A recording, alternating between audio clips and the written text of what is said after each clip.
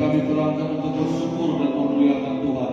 Sebab Tuhan sangat baik kepada kami. Awasan untuk selama-lamanya kasih sekian. Kebaikan-Mu melimpah atas hidup kami. Layaklah kami bersyukur dan bersyukur kepada Tuhan. Pada pagi ini biarlah Tuhan disenangkan dalam semua pujian syukur kami kepada Tuhan. Berkati yang sudah memimpin kami masuk dalam hadirat-Mu. Rapi semuanya, baik yang ada di ruangan ini maupun yang di rumah-rumah Tuhan, yang terkoneksi dengan Facebook, Palangkaraya. Tuhan melawat setiap kami. Tuhan memberkati di dalam nama Yesus kami bersyukur. Berkatilah kami dengan firman Tuhan yang mengajar menuntun kami kepada jalan-jalan-Mu ya Tuhan. Kami terbuka hati hidup kami, roh kami untuk kebenaran firman-Mu. Teguhkan bagi kami semua. Tidak ada yang Kau lalui. Firman-Mu jawaban bagi setiap kami Tuhan. Dalam nama Yesus, sehingga yang berdosa diampuni, yang terhilang diselamatkan, yang sakit disembuhkan, yang lemah dikuatkan.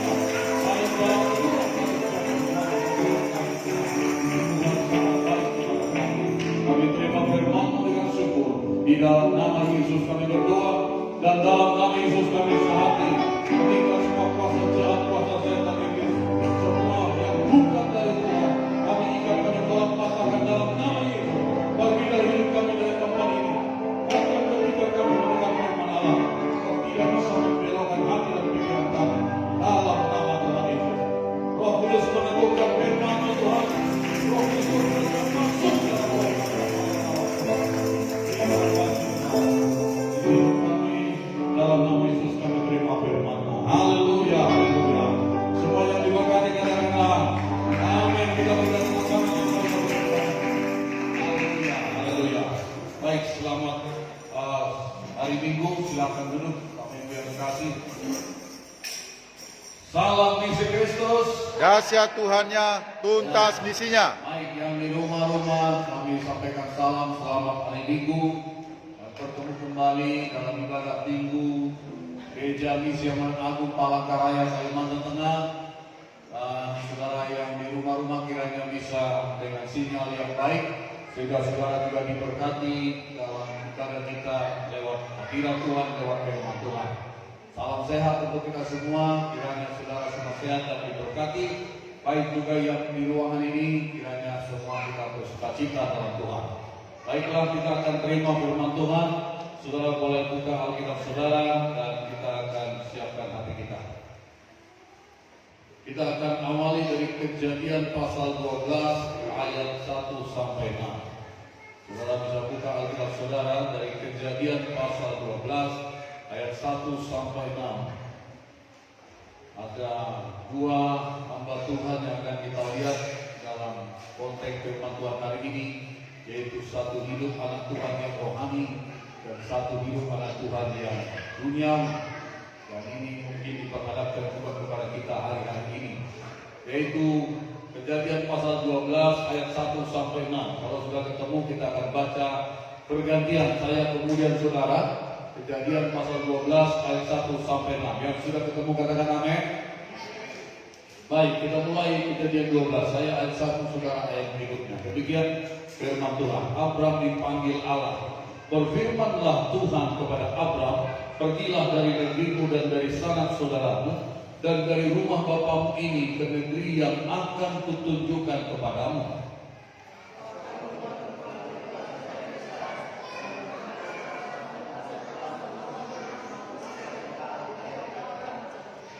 Yang ketiga, aku akan memberkati orang-orang yang memberkati engkau dan mengutuk orang-orang yang mengutuk engkau, dan olehmu semua kaum di muka bumi akan mendapat berkat.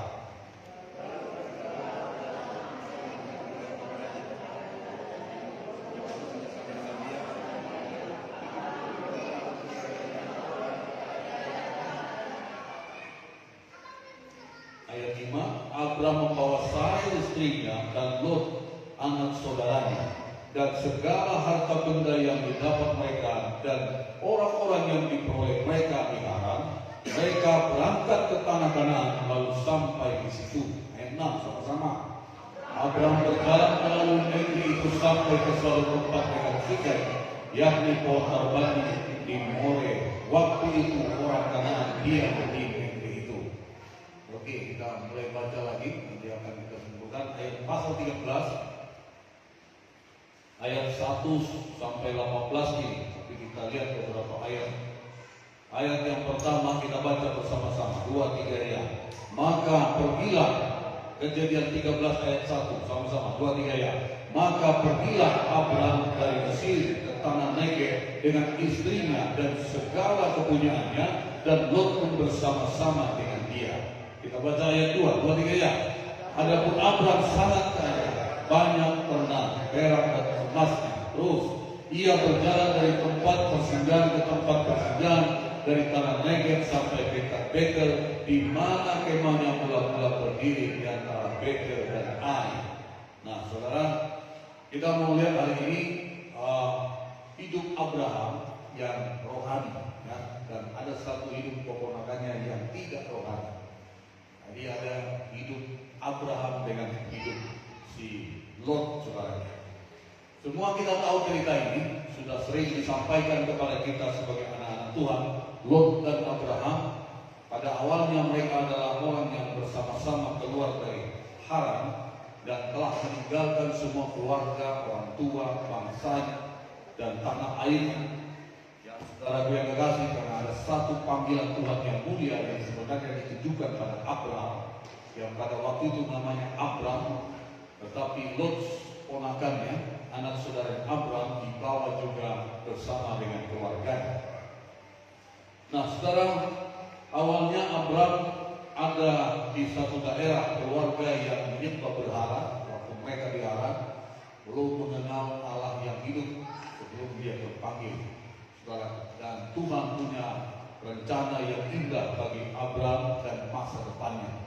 Tadi kita lihat, saudara yang kekasih, Tuhan berfirman, pergilah dari negerimu dan dari sanak saudaramu dan dari rumah bapamu ini ke negeri yang akan kutunjukkan kepadamu. Jadi belum ada satu lokasi atau seperti sekarang di Google Map, ya saudaraku, titik koordinat. Tetapi Tuhan bilang ke satu yang negeri yang akan kutunjukkan kepada.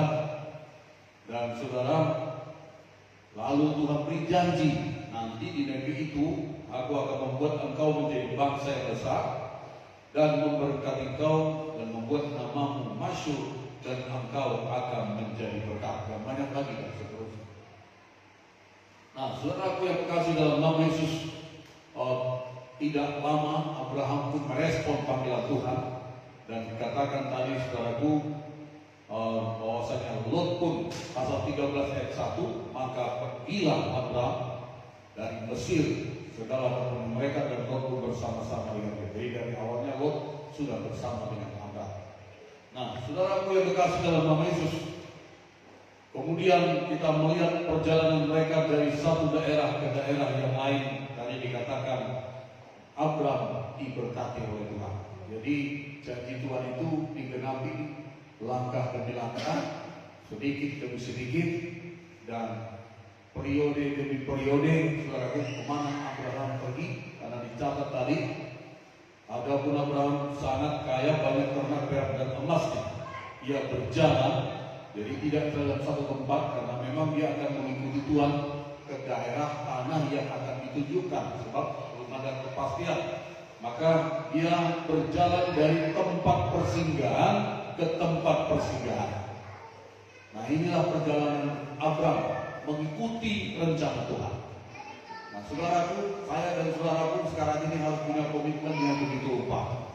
Ya, kita nggak tahu satu detik ke depan pun kita tidak tahu mengenai hidup kita. 1 menit ke depan, 5 menit ke depan, 1 jam ke depan, kita tidak tahu mengenai hidup kita. Tapi Tuhan sudah atur, sudah tahu. Karena Tuhan berkata, aku Allah mengetahui rencana apa yang ada padaku mengenai kamu. Jadi saudara, Tuhan yang menciptakan kita, dan dia punya rencana kepada kita. Dan Tuhan berkata, rencana Tuhan kepada kita bukan kecelakaan atau binasaan, tapi satu masa depan yang lebih baik di dalam rencana Tuhan. Walaupun dalam perjalanan itu tidak mulus, walaupun sampai ke sana itu tidak instan. Nah, saudara lihat Abraham mengalami proses. dari tempat persinggahan ke tempat persinggahan. Tapi yang ada dalam hidup Abraham, dari setiap daerah demi daerah, dari tanah Negev sampai dengan Betel, di mana kemahnya mula-mula berdiri antara Betel dan Ai, dan sampai kemana nanti Tuhan bawa dia ke tanah, saudara, ke tanah yang disiapkan Tuhan. Saudara, janji Tuhan itu digenapi dalam hidup Abraham. Nah, saudara, yang mau kita soroti hari ini adalah pada perjalanan akhirnya ternyata Abraham sampai pada panggilan Tuhan dan dia menerima kebenaran janji Tuhan dalam hidupnya. Tetapi Lot yang memang awalnya sudah sama-sama dengan Abraham, sama-sama ikut karena meresponi karena Abraham membawanya, ternyata Lot terhilang bukan hanya dia, keluarganya dan generasinya itu semua menjadi generasi yang menentang Tuhan. Nah, saudara, kita mau lihat dari mana titik awal.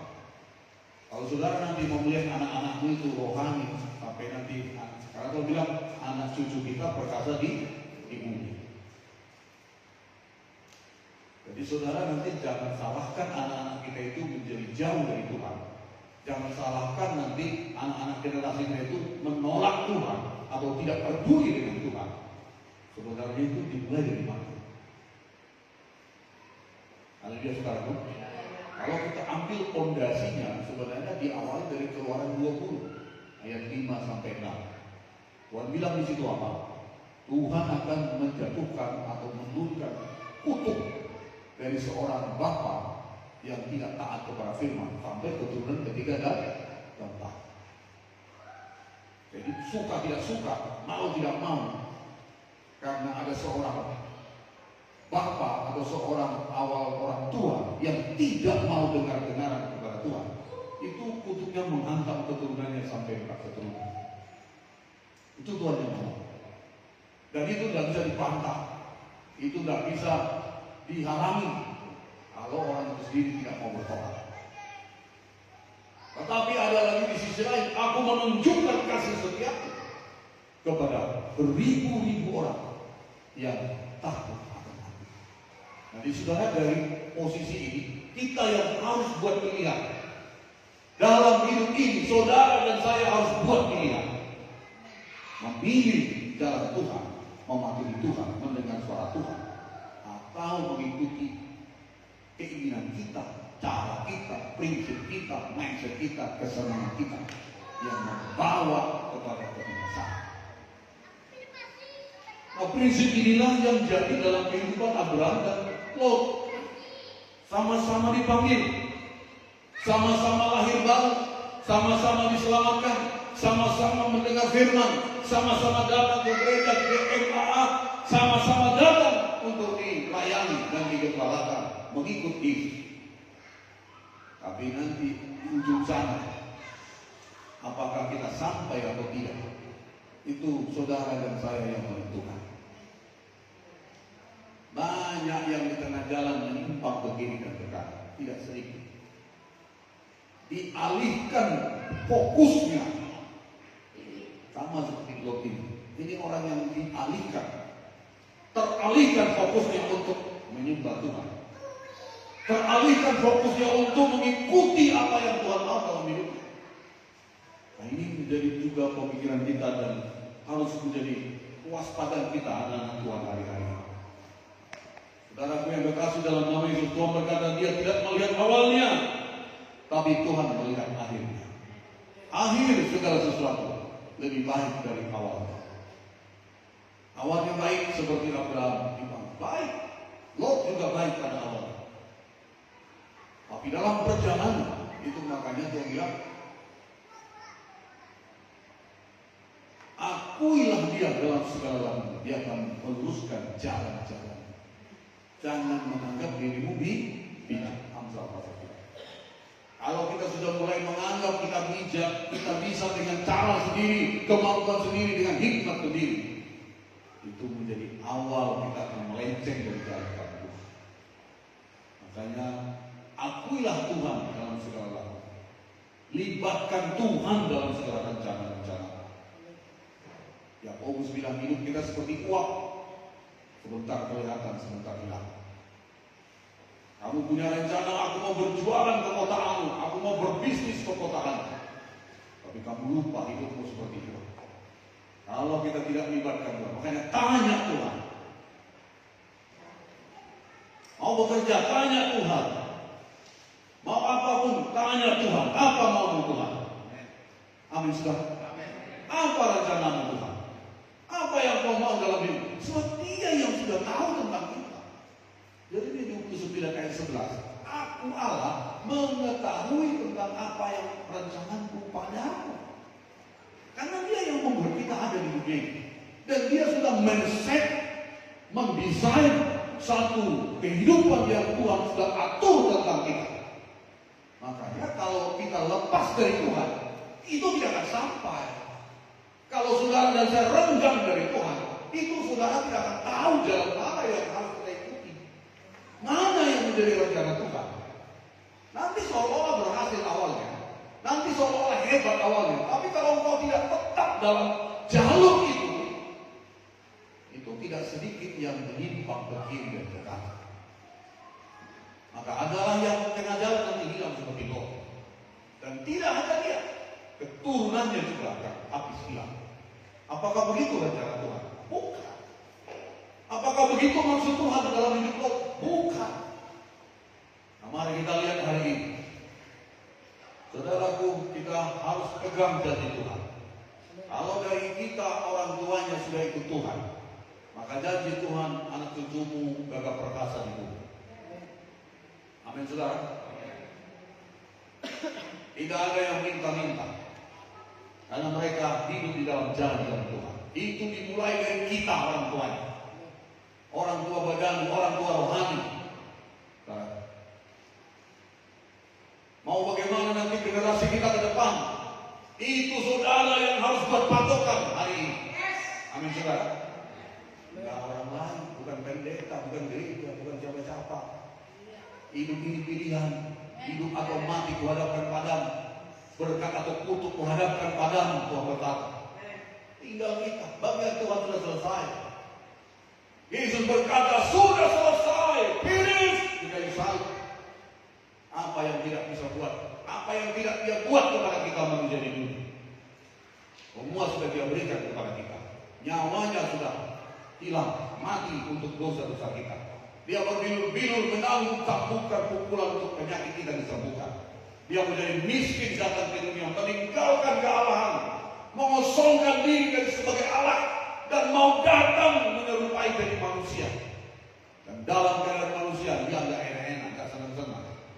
Dia mau taat, menderita, bahkan sampai mati disalibkan. Kadang-kala kita anak Tuhan mau taat kalau masih sesuai dengan pikiran.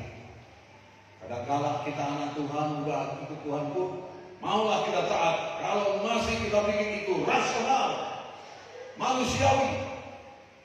Tapi kalau saudara lihat teladan Yesus sebenarnya itu tidak manusiawi. Dan itu tidak rasional secara ukuran manusia yang harusnya baik. Tapi itu adalah rencana Allah untuk penyelamatan dunia, di mana Dia Allah harus menjadi manusia dan dalam keadaan manusia sebagai kita manusia lapar, haus, dingin, panas, sakit secara badannya. Jadi bukan Allahnya yang mati. Yesus dalam keadaan manusianya yang harus mati disalibkan. Kalau Allah itu tidak pernah mati. Amin, saudara. Amin. Allah tidak pernah mati, tapi Allah menjelma menjadi manusia. Kemanusiaannya yang tubuh darahnya itu yang mati. Kalau Allahnya yang kekal itu roh tidak mati, tidak pernah mati. Itu makanya walaupun tubuhnya sudah busuk dan mati, tapi ketika masuk kehidupan dari Allah, hidup kembali. Itulah yang menghidupkan tubuh-tubuh yang mati. Tuhan berkata, yang mau tahan walaupun harus mati. Nah, ini kita belajar. Kita perlu banyak belajar. Kadang-kadang kalau sudah kita dibawa ke proses seperti ini, banyak yang mundur, banyak yang melenceng. Masa begitu? Nggak mungkin. Kalau sudah masuk ke area itu, area di mana kita harus mati sombong, mati siapu, mati semua harus mati. Nah, di situ kita kadang-kadang gagal karena tidak rela. Tidak rela untuk memasrahkan hidup karena kita percaya Tuhan yang tahu hidupku. Tuhan yang lebih tahu tentang masa depanku. Tuhan yang lebih peduli tentang hidup dan masa depanku, tentang keperluanku. Kadang-kadang ketika Tuhan tahu itu kita gak pasrah. Kita masih menggeliat banyak karena kita pikir gak cocok ini. Ini yang harus kubuat, ini yang harus kulakukan, ini yang harus kumau. Nah, disitulah Tuhan gak bisa lagi program hati kita. Tema awal tahun saya katakan hati yang melekat kepada Tuhan. Amin saudara. Tuhan harus bisa pegang hati kita. Supaya kita bisa mengalir bersama dengan Tuhan. Jadi ikut Tuhan ini bukan suka-suka kita. Amin saudara. Lagi senang oke, lagi suka oke, lagi masuk akal oke lah. Tapi kalau ini nggak mungkin lah, masa sampai harus begitu? Loh, kadang-kadang peristiwa di Alkitab ini memang banyak yang nggak masuk akal manusia. Tapi itu cara Tuhan untuk menyatakan kemuliaannya. Saudara sudah sendiri. Mujizat terjadi tak kala yang disuruh Tuhan itu aneh-aneh dan tidak masuk akal. 5 roti 2 ikan, beri mereka makan. Murid-murid pakai pikiran, kalaupun kita punya uang 200 dinar, nggak akan bisa beli makanan untuk kasih orang banyak sebanyak ini, nggak akan bisa kita kasih makan. Itu akal manusia, itu prediksi manusia yang terbatas. Tapi Tuhan bilang, beri mereka makan. Karena Tuhan tahu apa yang mau dibuat. Amin saudara. Tuhan kalau ngomong gak asal ngomong. Kalau dia beri mereka makan, memang Tuhan bisa kasih mereka makan. Cuma kita ini percaya enggak? Murid-murid ini percaya enggak? Kalau dia percaya dia pasti patuh. Kalau dia percaya dia pasti taat seperti Yesus. Mau taat sampai disalibkan karena dia percaya kepada Bapaknya. Bahwa dia tahu Bapaknya tidak akan menghancurkan dia. Amin saudara. Nah, sampai di mana kita punya level ketaatan? Karena kita ketergantungan kepada Bapa. Kalau saya nggak mau taat dulu, nggak jumpa kita di sini. Ketika masa-masa di mana memang harus bayar, nggak ada uang, nggak ada makan, jalan kaki panas terik. Nggak juga terlihat. Sampai kapan Tuhan? Sampai berapa lama kondisi ini? Tidak ada sponsor, tidak ada gaji. Orang mulai cari masalah dengan kita, bahkan mau membunuh kita. Sampai harus pada titik di mana udah, pokoknya aku kerjakan. Aku percaya kau mau ambil aku di sini. Aku percaya janji. Aku lakukan bagianku. Anda percaya engkau melakukan bagianmu. Tidak bersungguh, tidak menggerutu tentang nasib. Jangan bersungguh, bahaya. Orang saya bersungguh bukan pertolongan yang datang, hukuman yang datang. Amin. Itu salah satu dosa yang saya sehingga mereka mati di padang gurun. Bersungguh-sungguh. Generasi sekarang ini generasi yang banyak menuntut. Gak usah lakukan aja bagi mereka. Saya gak pernah menuntut dulu pimpinan yang mengutus saya ke gereja Taib. Masa saya dibiarkan begini? Itu kan ada pusat saya. Masa saya dibiarkan begini? Gak dari ini. Bagaimana masa depan saya? Apa jaminan saya? Mana gaji saya? Bagaimana nanti hidup saya? Oh, gak ada. Karena kita punya pusat, kita punya dana di pusat. Bagaimana ini? Semua harus kita begini. Saya tidak pernah menghakimi mereka. Saya tidak pernah menyalahkan mereka. Saya tidak pernah menuntut banyak dari mereka untuk berbuat sesuatu kepada saya.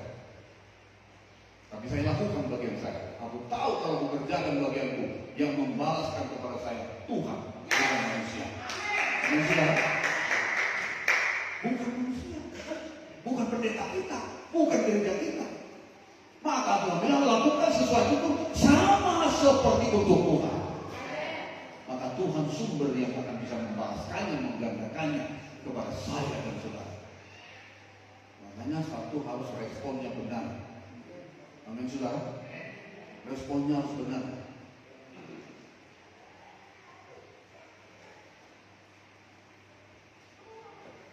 Kita mau lihat dari mana mulainya kegagalan Lot. Jadi Abraham berhasil, Lot gagal. Setuju ya? Haleluya. Tahu cerita Lot kan? Sodom Gomora yang dibakar mati semua habis.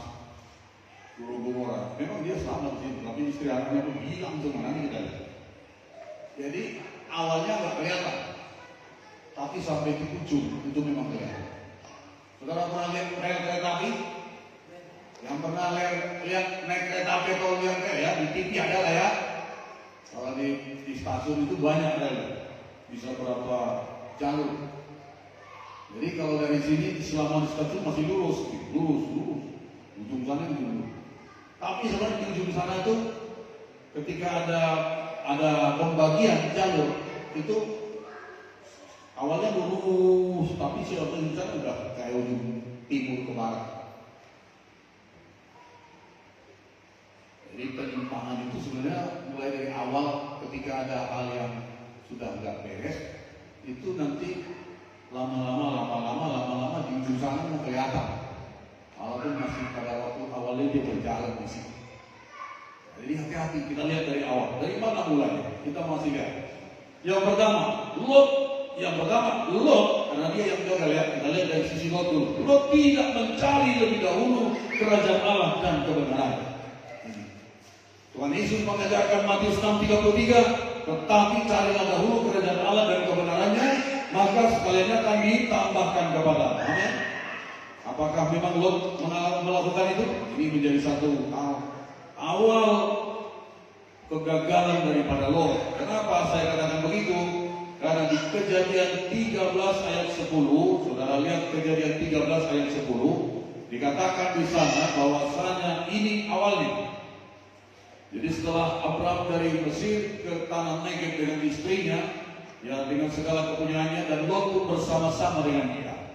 Lalu dikatakan Abraham sangat diberkaya banyak ternak, perak dan emasnya. Terus saya baca ayat yang ke-13. Ya, ayat 13. Lalu dikatakan ada pun orang Sodom dan sangat jahat dan berdosa terhadap Tuhan. Ya, saudara, pada waktu itu ketika ada berkat yang semakin luar biasa dalam kehidupan Lot dan Abraham, ya, ternak mereka bertambah, kekayaan mereka bertambah, semua berhasil.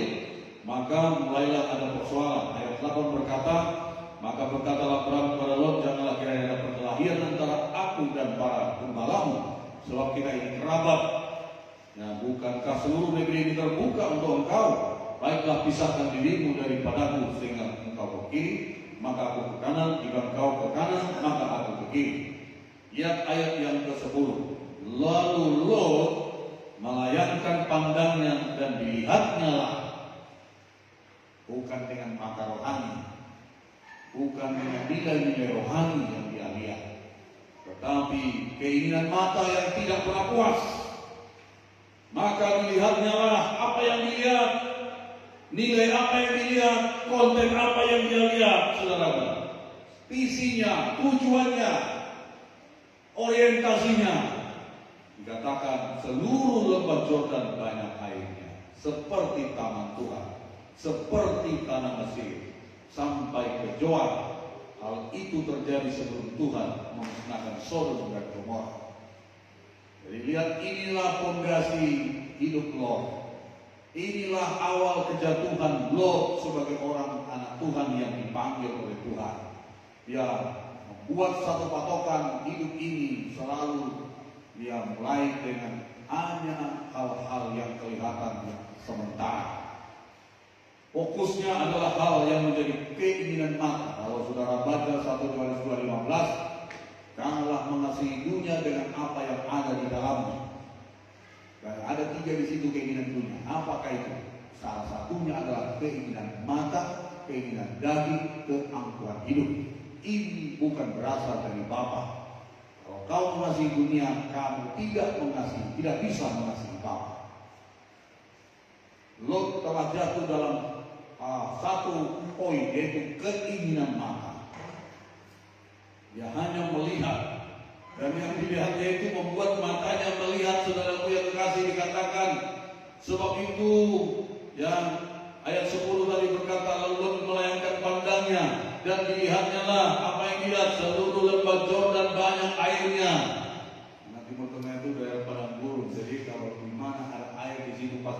subur, dan pasti pertanian subur, ada bisa makan kambing domba, berarti peternakan bisa berhasil dan segala macam ekonomi bisa meningkat. Itu yang dia cari, saudara. Bahwa seluruh banyak lainnya seperti taman, like seperti, bukan taman Tuhan yang sebenarnya, tapi seperti. Nah, cuma dia lihat luarannya saja. Dia tidak tahu apa isinya di taman itu. Dia tidak tahu isinya apa di Sodom itu. Oh, bagus sekali wilayah ini. Lembah yang penuh dengan air, penuh dengan kesuburan.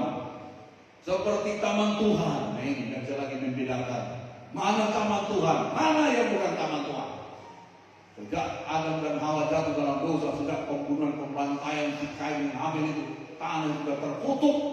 Tidak ada lagi tanah yang diberkati di dunia ini. Itu makanya perlu dikuduskan, didoakan, ditahirkan. Dan tanah telah berubah, tidak lagi menghasilkan hasil sepenuhnya ketika manusia itu jatuh dalam dosa. Tidak ada lagi taman Tuhan, karena semua tanah sudah terkutuk. Cuma dia melihat seperti taman Tuhan. Nah, itulah kalau nggak bisa membedakan. Hanya pakai keinginan mata yang tidak akan pernah dipuaskan. Itu makanya lihatlah dengan cara Tuhan. Baik menurut mata kita, belum tentu baik menurut Tuhan. Taman Tuhan menurut kita, padahal Tuhan melihat itu adalah neraka. Karena itu bukan satu tempat yang rohani, saudara. Tempat manusia-manusia yang berbalas, yang saudaraku menentang kedaulatan Tuhan di situ. Maka akhirnya dihukum Tuhan, saudara. Dan saudara, dia melihat seperti taman Tuhan, seperti tanah Mesir. Waktu kesuburan, kemakmuran sampai ke Zoan. Dia tidak bisa lagi menilai secara rohani. Makanya hati-hati, saya harapkan saudara, ini kalau tamat SMA, tamat saudara kuliah, jangan cuma pikiran bagaimana mencari duit sebanyak-banyaknya. Lalu kau pergi, pokoknya di mana ada sumber duit, di mana ada sumber gaji yang besar, saudara pun terjang ke sana tanpa peduli lagi bagaimana kau bisa beribadah dengan Tuhan. Bagaimana kau bisa terkoneksi dengan Tuhan. Bagaimana kau bisa tetap melayani sebagaimana awalnya kau bisa melayani kepada Tuhan. Oh saudara, hati-hati. Saya tidak melarang saudara berkarya, oke silakan. Tapi dimanapun kau berada, dimanapun kau berbuat sesuatu, jangan pernah lepaskan Tuhan. Amin saudara. Tanpa Tuhan kita tidak bisa berbuat apa-apa. Ini lihat, berhasil dia, tapi akhirnya hancur. Nilai-nilai hidupnya merusak. Yang penting mampu, yang penting uang, yang penting berhasil, yang penting rezeki. Dia tidak tahu lagi bagaimana dia harus berdoa baca firman tiap hari. Dia tidak tahu lagi dia harus membagi hidupnya supaya bisa menjadi berkat dan melayani. Karena kita dijadikan untuk bisa memuliakan Tuhan. Tidak ada tujuan. Jangan korbankan saudara hubunganmu dengan Tuhan dengan apapun dari dunia. Tidak akan ada bandingannya. Yesus sudah bilang, apa gunanya seseorang memiliki dunia ini kalau jiwanya binasa? Apalagi yang kurang jelas di sini? Apa artinya seseorang memiliki dunia kalau jiwanya binasa? Tidak akan pernah lagi seseorang memiliki dunia ini. Jangankan dunia ini, kelurahan Langkai atau kelurahan Bukit Tunggal pun susah kita miliki sendiri. Tapi dunia ini kau miliki, tapi jiwa binasa, nggak ada arti hidup Tuhan berkata. Gajimu mau 50 juta sebulan, tapi hilang hubunganmu dengan Tuhan, tidak akan pernah bisa dibayar. Awalnya dulu kau melayani, awalnya dulu kau cinta Tuhan, awalnya dulu kau menyala-nyala sama Tuhan. Tiba-tiba oleh karena pekerjaan itu, ibadah pun tak mau lagi. Apa yang kita cari? Haleluya saudara. Doa pun tidak lagi. Hubungannya dengan anak Tuhan, hubungannya dengan keluarga tubuh Kristus pun tidak ada lagi. Loh kita ini mau kemana? Hati-hati, jangan tertipu. Ingat hidup kita singkat di dunia ini. Berapa lama? 70, kalau kita kuat 80. Kebanggaannya, penderitaan, kesukaan, tidak ada yang dibanggakan. dan berlalunya buru-buru.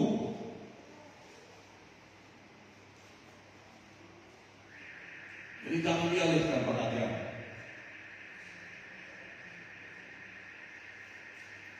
Jangan dialihkan fokusnya dari mengasihi Tuhan. Kita berdoa saudara semua diberkati. Kita berdoa saudara semua bisa sukses di hadapan Tuhan. Amin. Tapi jangan korbankan hubunganmu dengan Tuhan. Jangan lalaikan apa yang pernah dibuat Tuhan dalam hidupmu. Dan oleh karena itu kau diangkat oleh Tuhan. Dulunya saudara menyala-nyala mengasihi Tuhan, cinta Tuhan, cinta keluarga tubuh Kristus, bergaul, berfellowship, bermurah, penuh dengan kasih Tuhan. Saudara melakukan apa yang disuruh Tuhan, dan itu membawa dampak saudara diangkat.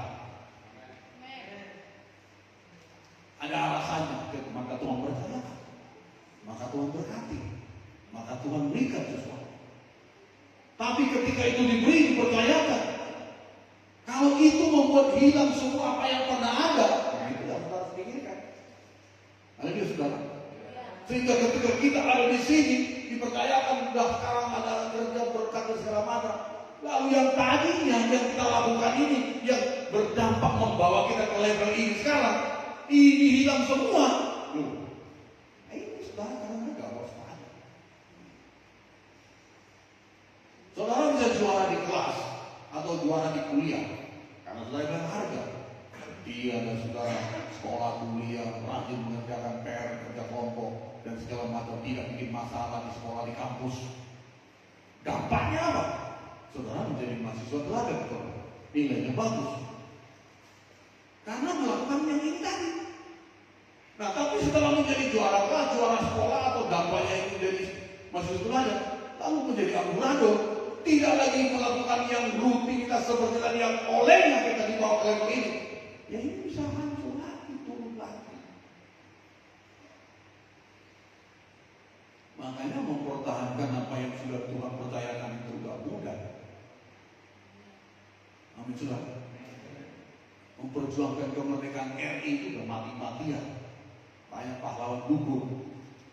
Tapi mempertahankannya sekarang ini pun lebih parah lagi, lebih hebat lagi perjuangannya. Tidak kalah dari orang, memang dulu orang mati ditopang, ditembak mati. Sekarang banyak juga orang mati secara perjuangan fisik, mental, komunikasi dengan bebasnya internet sekarang. Orang bisa membunuh karakter orang, orang bisa membunuh kebebasan orang, orang bisa memfitnah, mengapa segala macam. Itu juga pembunuhan, itu juga penjajahan. Belum selesai mempertahankan kemerdekaan yang sudah itu, sekarang memperjuangkan mempertahankannya itu supaya tetap ada dan supaya terus lebih baik. Itu enggak mudah. Lihat sekarang yang terjadi, muncul radikalisme, muncul apa macam-macam yang ingin mengubah. Dari mana itu? Nah, kemerdekaan rohani pun begitu. Makanya jangan agak enteng kalau saudara udah dibawa Tuhan ke level sekarang, sudah lebih baik ekonomi, udah lebih baik berkat, lebih apa segala macam, mungkin saudara udah punya pekerjaan, sudah nggak lebih susah dari itu lagi. Jangan hilangkan ini yang pernah. Makanya nasihat Tuhan sama Efesus apa? Kehilangan kasih mula-mula, lakukan lagi apa yang pernah kamu lakukan, supaya kaki dia jangan diangkat dari bawah. Amin saudara. Jadi jangan. Kau diberkati secara ekonomi karena kau kerja keras dan kau membayar per sebulan dan kau menabung. Ketika kau diberkati, jangan hilang itu. Amin saudara. Jangan hilang. Maka Tuhan nasihat, lakukan kembali apa yang pernah kau lakukan. Karena itulah yang membuat kau sampai ke level ini sekarang. Tapi kalau kau hilangkan ini, walaupun kau sudah level ini, kau hilangkan itu, gak kau lakukan lagi, kau sepele, kau tidak lagi memperhatikan, ini pun bisa merusak. Maka Tuhan bilang apa? Banyak dipercayakan, banyak dituntut.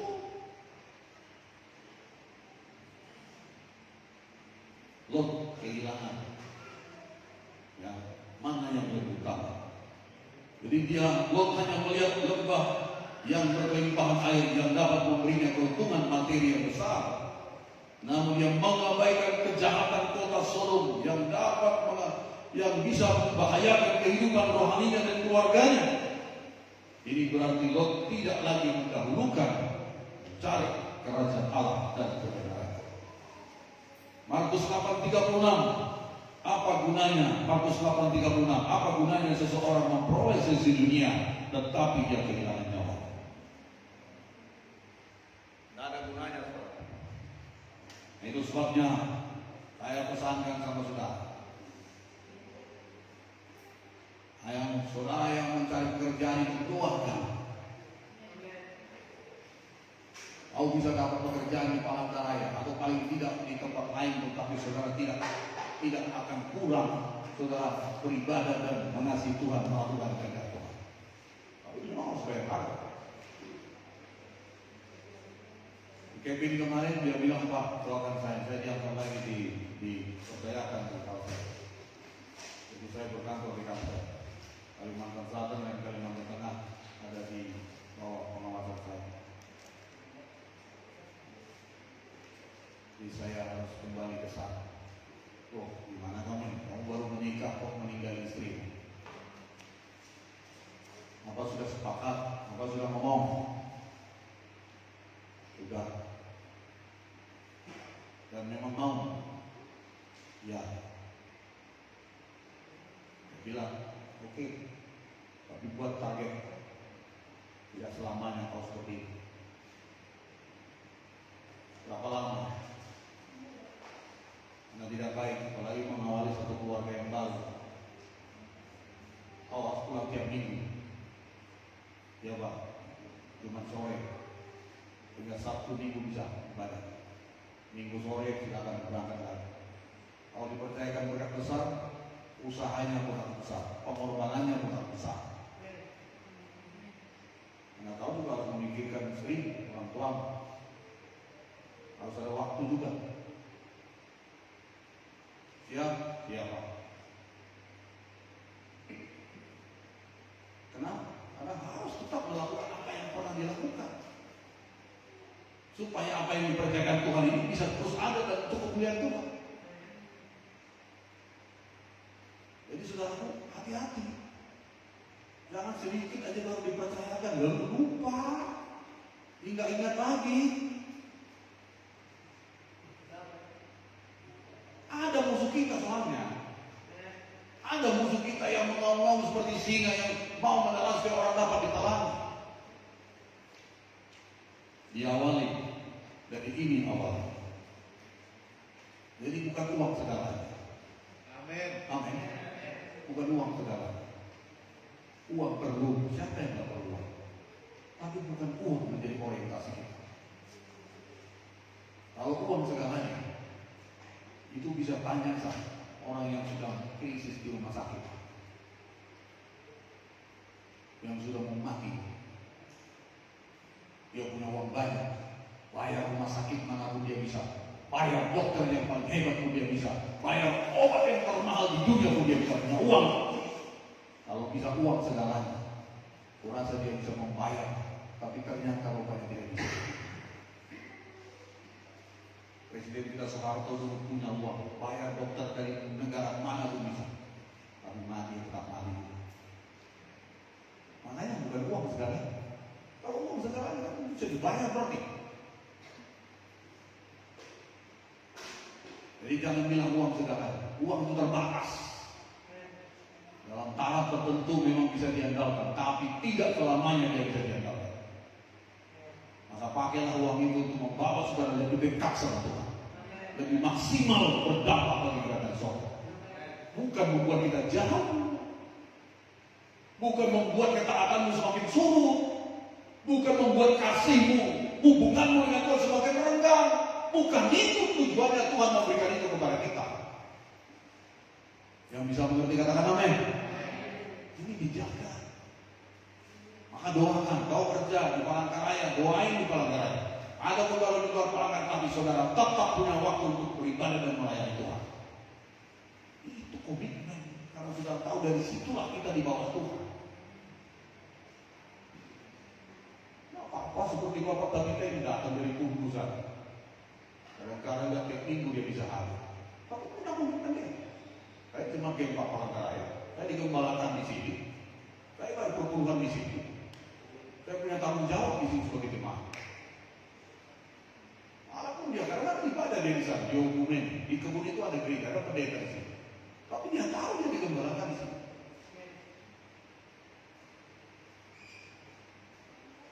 Si Amas dari Singapura sampai sekarang jarang dia ke gereja karena dia di laut, di kapal.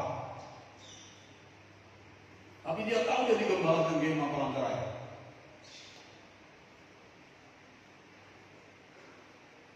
Sampai sekarang dia setia memberi persekutuan kepada Tuhan. Sebagai tanda dia punya ikatan tubuh Kristus, di sini dia digembalakan. Dari Singapura. Amin, saudara. Komitmen. Saudara sekolah di SMA 3. Ya. Disitulah saudara PSPP, disitulah saudara disiplin, disitulah saudara mendapat materi sekolah dan segala macam. Kok kita bisa belajar ke sekolah lain atau mungkin ada kursus atau apa? Tapi saudara ada yang bertanggung jawab tentang sekolahmu, tentang membuat engkau kelulusan nanti di SMA 3. Di tubuh Kristus juga begitu. Seperti saya, ini banyak mereka yang jomblo. Termasuk dari Pangalipuan jomblo. Mereka tahu mereka digembalakan di Gema. Nah, saudara punya kekasih. Kenapa? Karena ini yang kita cari. Saudara harus ada di dalam jalurnya Tuhan, supaya Tuhan bisa menolong kita.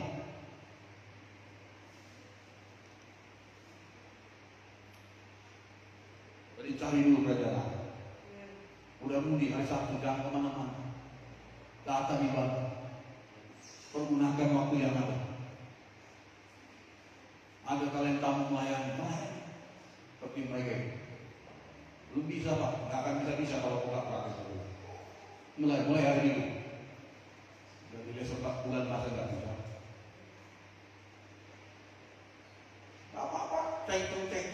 Tapi terus, latihan terus. Sampai bisa bagus. Kalau terus nggak bisa Pak, belum bisa Pak. Tapi sudah kan nggak bisa tuh kalau tadi praktek. Justru karena nggak bisa, sulit. Bekerja keras. Belajar lagi. Naik sepeda motor pun begitu. Kalau kau bilang nggak bisa, sampai Yusdana nggak akan bisa naik sepeda motor.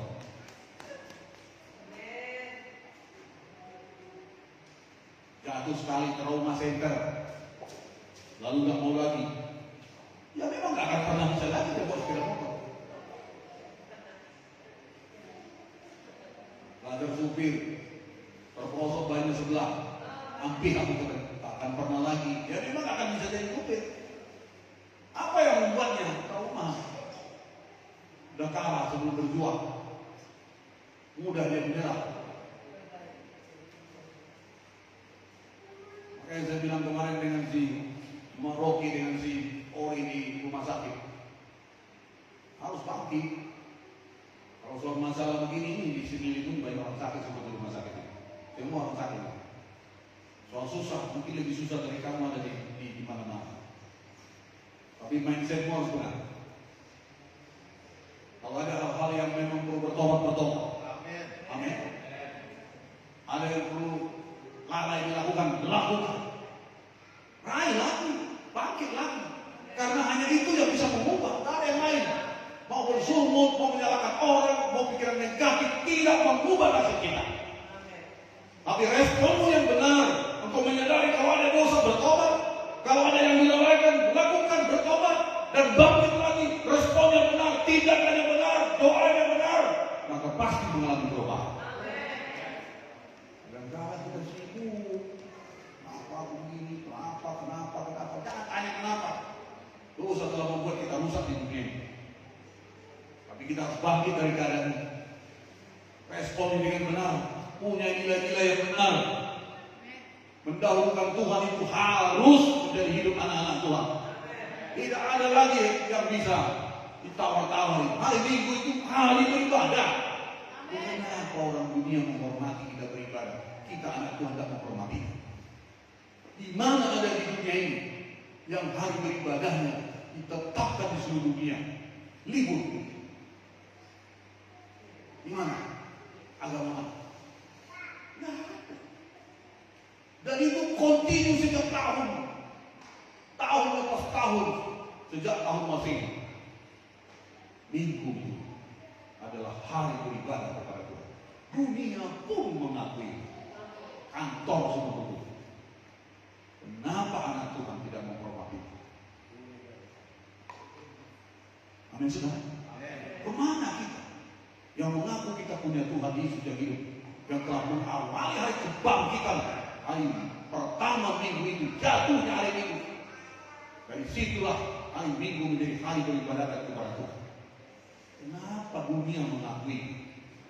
Indonesia mengakui. Loh, negara-negara manapun hari Minggu itu libur. Karena mereka tahu hari beribadah kepada Yesus Kristus, umat Kristen. Kenapa orang Kristen tidak menghormati mereka? Nggak datang beribadah. Banyak nggak yang nggak beribadah seperti hari Minggu?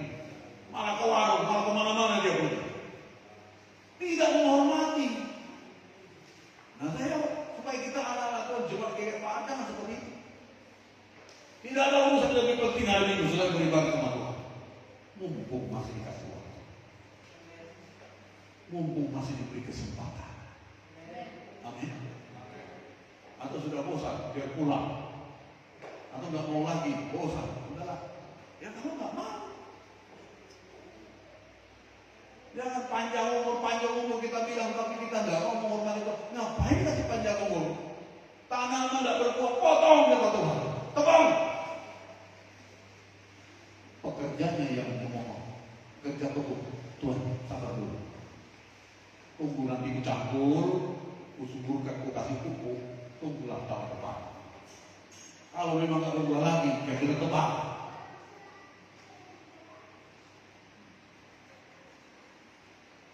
Saudara dan saya harus berbuah, harus bertumbuh, harus punya dampak yang baik dalam kerajaan surga dan bagi keluarga saudara.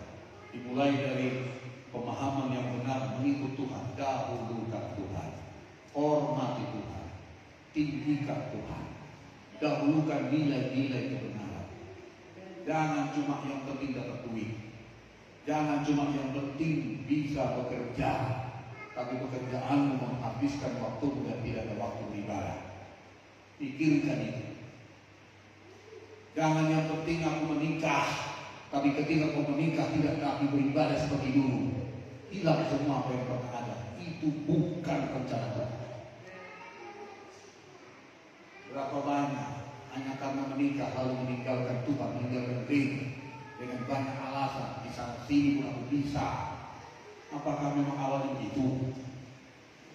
Tadinya kau berkata, aku mau cinta Yesus selamanya, meskipun badai silih berganti. Hanya cowok ditawarkan, kau udah tinggalkan gereja.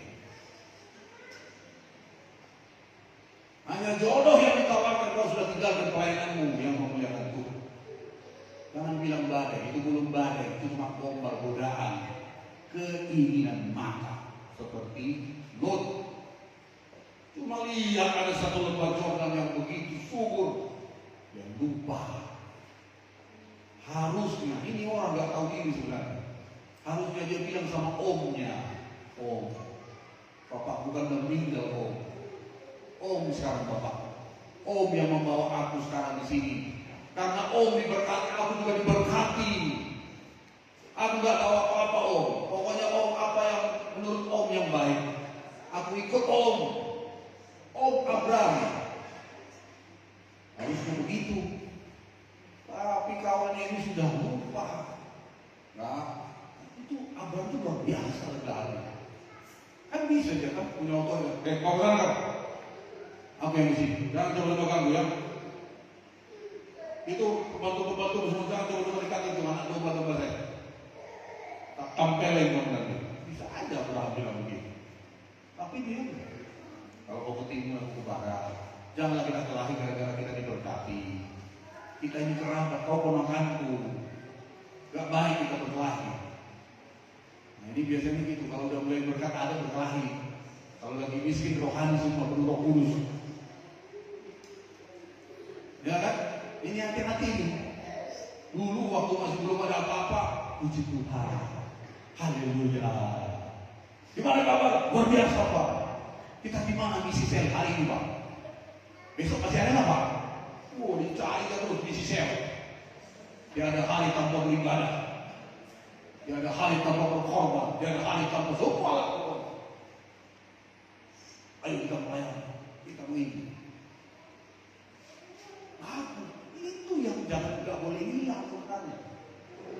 Amin.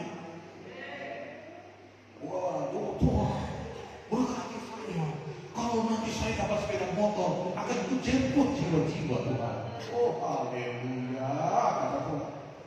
Berikan aku mobil, kalau aku ada mobil, kujemput jiwa tiap minggu.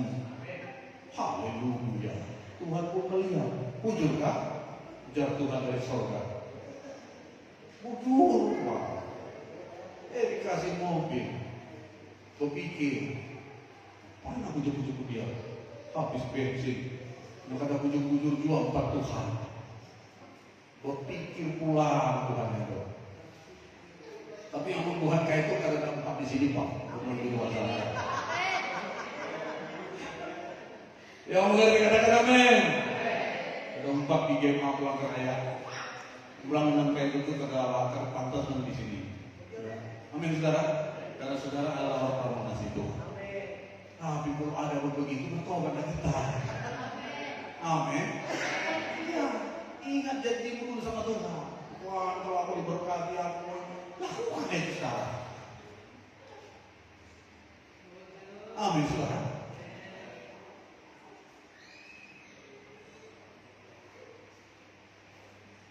Ada motor dia sendiri.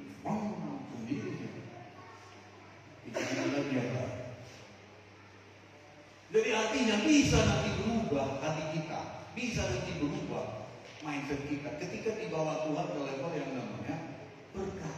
Hati-hati. Makanya pemuda kaya itu bisa mau dia menolak Tuhan. Gak mau, padahal yang khotbah itu Yesus.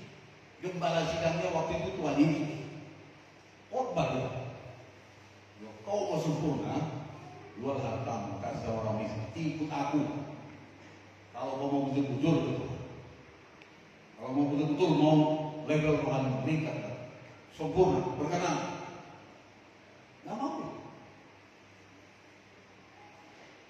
Kenapa? Karena memang free will itu diberi Tuhan pada manusia. Tuhan pun tidak bisa maksa. Yang khotbah itu Yesus, bukan Benny atau yang lain-lain. Yesus yang khotbah, ngomong kepada dia. Nggak mau. Kenapa? Sudah terlalu dia memiliki diikat oleh kekayaan. Pesan Paulus apa? Yang membeli seolah-olah tidak membeli, yang memiliki seolah-olah tidak memiliki, yang menikah seolah-olah tidak menikah. Kenapa? Maksudnya supaya hati terus diarahkan sama Tuhan. Jangan dicelewengkan atau apa namanya? Dibelokkan oleh apapun yang Tuhan berikan kepada kita. Makanya kalau diberkati itu rendah hati, enggak. Diberikan Tuhan ini itu ya tetap rendah hati, tetap setia, tetap taat, tetap biasa saja. Karena kita tahu itu tuh semua dari Tuhan untuk kemuliaan Tuhan. Nah, ada yang berubah dari semua kerendahan hati kita, ketaatan kita, ketulusan kita. Dan karena kita tahu Tuhan yang memberikan kemampuan bagi kita untuk bisa mendapatkan itu juga. Dan kelak mengelola itu untuk kemuliaan Tuhan. Tidak berubah. Nilai-nilai rohani kita pun tidak berubah. Prinsip-prinsip kita pun tidak berubah.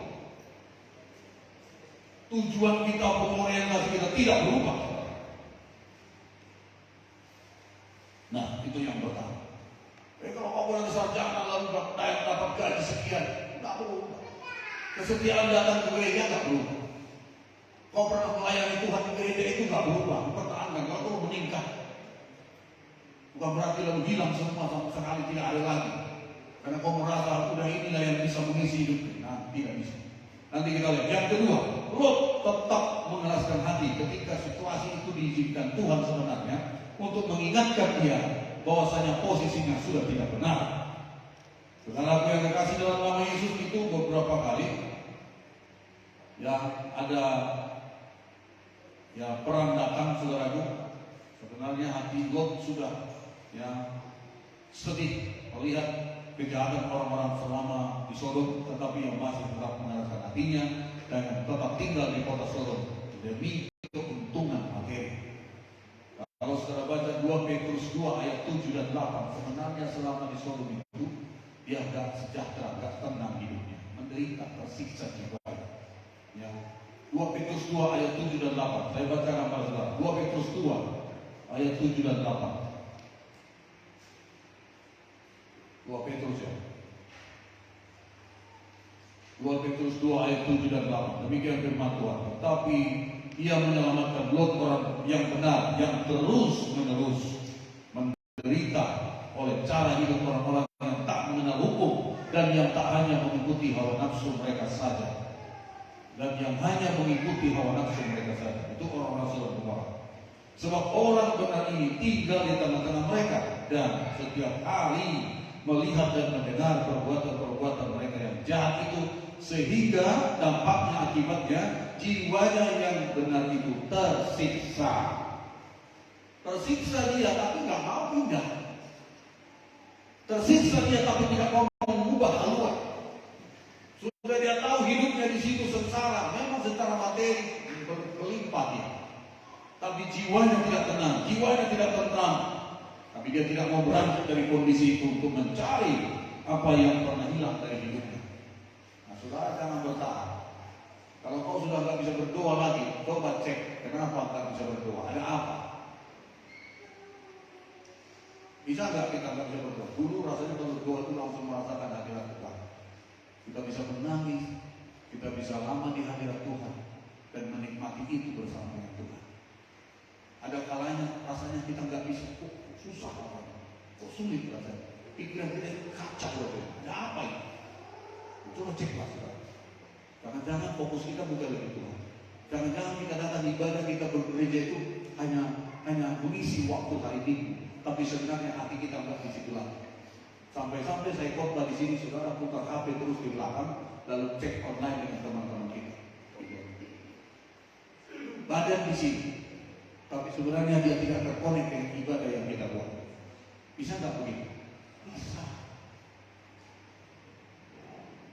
Tidak ada lagi hati. Sudah nggak tanggap lagi dia. Makanya Tuhan pesan sama orang-orang Farisi Taurat, ditegur, kamu memuji aku, tapi hatimu jauh daripada aku. Jangan sampai kita datang di gereja hari Minggu, tapi sebenarnya hati kita tidak di gereja. Haleluya saudara. Jangan sampai. Lalu kita nanti pulang nggak dapat apa-apa. Waktu kita 24 jam sehari, kali 7 hari. Hari Minggu paling lama 2 jam, 2,5 jam. Masa kita tidak bisa waktu kita di gereja 2,5 jam ini memang kita fokus sama Tuhan. Jangan sampai dialihkan. Sudah dia menderita tersiksa batinnya di sana, tapi dia tidak mau meninggalkan kondisi. Karena kalau sudah begitu, coba jangan bertahan, jangan berjalan di situ. Ada apa? Kenapa? Apakah ada sesuatu yang beres? Ya saudara, gelisah dan segala macam, gak bisa tenang, gak bisa lagi rasanya menikmati ibadah. Dulu rasanya kalau menyembah Tuhan sampai bisa hancur, kita menangis karena ada hadirat Tuhan kita. Karena waktu itu kita rindu, haus dan memang mencari. Rasa-rasanya memang mencari jiwa kita sama Tuhan itu, sehingga kita menikmatinya.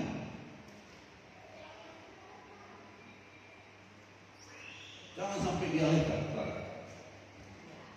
Yang ketiga, Lot mendapat teguran dari Tuhan, tetapi tidak mau berubah dan tidak mau bertobat. Nah, saudara, kadang Tuhan izinkan sesuatu yang mungkin tidak menguntungkan. Semuanya itu adalah sarana Tuhan untuk terus menuntun jalan-jalan hidup kita. Kejadian 14, saudara, itu Sodom Gomora pernah diperangi sama Raja Kedorlaomer dan membumi menghanguskan itu Sodom Gomora, saudara, ya, merampas semua kekayaan di sana dan membantai orang-orang di sana, menawan mereka. Kejadian 14 ayat 12 sampai 16 saya bacakan kepada saudara. Kejadian 14 ayat 12. Demikian firman Tuhan. Juga Lot anak saudara Abraham beserta harta bendanya, ya, dibawa musuh, lalu mereka pergi sebab Lot itu diam di Sodom. Jadi karena Romer datang memerangi kota Sodom Gomora, semua orang-orang tawar, harta bendanya tawar, anak istri mereka ditawar dan dibawa keluar dari itu. Lalu diberitahu sama Abraham, itu Lot juga rupanya ditawan karena Sodom Gomora telah diperangi oleh seorang raja. Lalu Abraham mengumpulkan semua serta pasukan-pasukannya yang ada di rumahnya, karena begitu banyak orang yang lahir di rumahnya, menjadi pembantu-pembantunya dan menjadi pengawal-pengawal kambing dombanya. Ada cukup banyak, saudara. Lalu saudaraku, itulah yang dia bawa sebagai tentara, merebut kembali dari Kedorlaomer dan kembali meraih, termasuk Lot juga diambil, dirampas kembali dari istri anak dan dikatakan tidak ada hartanya yang hilang, semuanya pun dikembalikan. Tetapi setelah begitu Lot tetap masuk di Sodom dan tidak mau keluar dari Sodom. Nah, saudara yang dikasih dalam nama Yesus, ini penting. Kita anak-anak Tuhan, ya, Tuhan bilang sadar dan berjaga-jaga. Tuhan bilang kita perlu perhatikanlah hidupmu. Ya, kalau memang ada yang seperti ini, coba lihat ini kenapa. Adakah sesuatu yang perlu aku berubah? Adakah sesuatu yang perlu aku bertobat? Atau adakah sesuatu yang kulalaikan sehingga ini datang kepadaku? Tuhan izinkan memang kondisi itu karena memang Tuhan mau menyelamatkan Lot, tidak mau tinggal lama di situ. Tapi karena Lot sudah begitulah terpengaruh dan memang hatinya sudah begitu cinta akan hal-hal di Sodom, sehingga walaupun sudah sampai dirampas, sudah diperangi dan dia sudah ditawan di bawah lagi itu, dia masih tetap pulang, sudah selamat semua istri anaknya, hartanya, dia masih tetap mau masuk ke Sodom, tidak mau pindah. Nah, saudaraku yang kekasih dalam nama Yesus, perhatikan hidup kita. Sakit terus. Contohnya, coba lihat, apakah karena memang masalah makan minum yang tidak diatur, atau karena memang kesehatan yang tidak dijaga, atau karena memang serangan setan.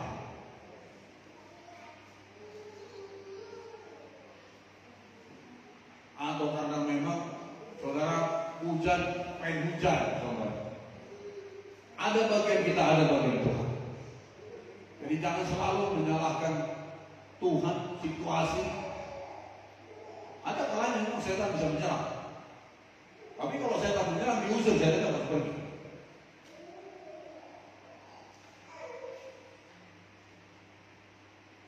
Nanti sampai Tuhan bilang, apakah tindakanku yang tidak tepat atau tindakanmu yang tidak tepat, kata Tuhan. Nah, saudara yang kasih, coba kita lihat Ulangan 31. Ulangan 31.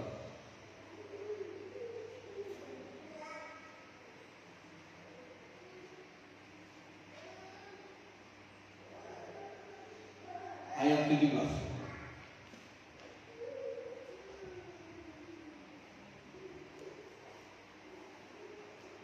Ulangan 31 ayat 17. Sudah kita baca ayat 17 ya, sama-sama. Pada waktu itu murkaku akan menyala-nyala terhadap mereka, aku akan meninggalkan mereka dan menyembunyikan wajahku terhadap mereka, sehingga mereka dimakan habis dan banyak kali ditimpa malapetaka serta kesusahan. Maka pada waktu itu mereka akan berkata, bukankah malapetaka ini menimpa kita oleh sebab Allah tidak ada di tengah-tengah kita? Jadi persoalan ada kalau kita tidak dekat lagi dengan Tuhan. Karena Tuhan tidak ada di tengah-tengah mereka, malapetaka datang. Karena kalau Tuhan hadir, pasti ada perlindungan, pasti ada berkat, pasti ada sukacita, pasti ada damai. Tapi ketika kita renggang dengan Tuhan, apakah karena dosa, pelanggaran, atau karena ketidakpedulian, maka yang sebaliknya datang adalah tentu yang lebih mendominasi dalam hidup kita bukan dari Tuhan, tetapi dari si jahat, yaitu setan yang ingin selalu mencuri, membunuh, dan membinasakan.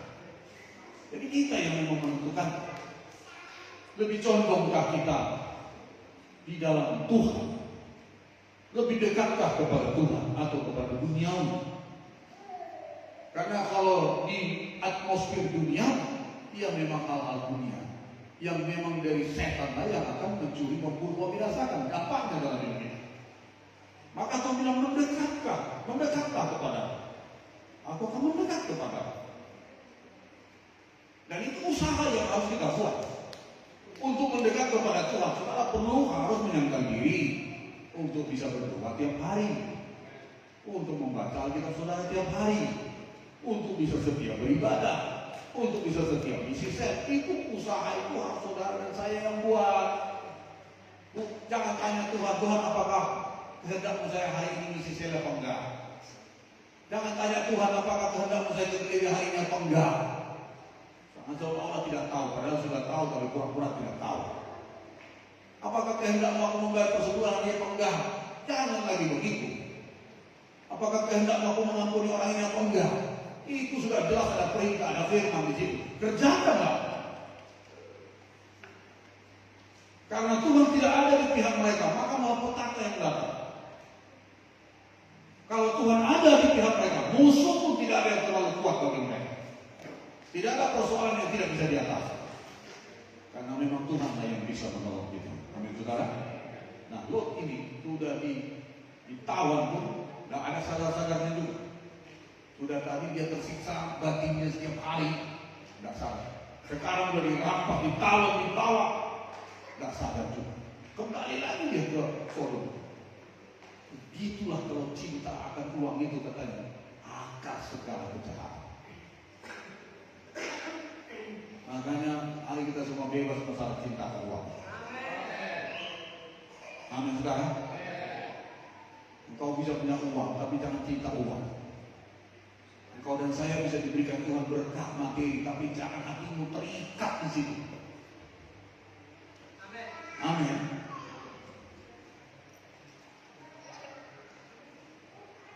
Maka saya bilang tadi, uang bukan segala, tapi uang memang perlu bagi kita. Apa yang membuat Adam dan Hawa jatuh dalam dosa? Di Taman Eden, Tuhan bilang apa? Semua yang di taman ini boleh kau makan. Boleh semua.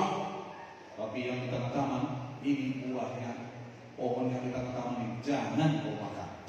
Jangan kau ambil, nanti kau mati. Kenapa? Ini semua boleh, kasih semua. Cuma ini jangan. Ini milik Tuhan. Ini kepunyaan Tuhan. Jangan ambil, jangan kau makan. Ternyata di akhir kitab Perjanjian Lama itu dibahas lagi. Ini kan kejadian ribuan tahun masih kita mengirim. Milik Tuhan, punya Tuhan, jangan kau makan, mati kamu nanti kata Tuhan. Yang lainnya boleh, tapi punya Tuhan jangan. Ribuan tahun kemudian sampai adanya orang Israel yang bersyukur, ternyata persoalannya itu bukan. Baca itu Maliaki 3. Persoalannya sama. Dan diingatkan Tuhan lagi, jangan. Nah, coba kita lihat. Maliaki pasal 3.